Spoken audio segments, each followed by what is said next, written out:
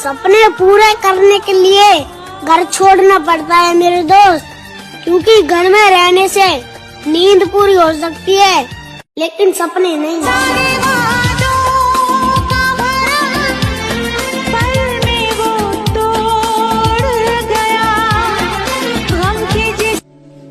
हर वो काम जो तुम्हारी जिंदगी बदल सकता है, उसकी शुरुआत में लोग तुम पर कभी यकीन नहीं करेंगे। पर अगर तुमने खुद पर यकीन रखा और अपने काम पर लगातार काम करते गए, तो एक वक्त आएगा जब लोग तुम्हारे काम के लिए तुम्हारे अलावा किसी और पर यकीन नहीं करेंगे। बस उम्मीद मत छोड़ना।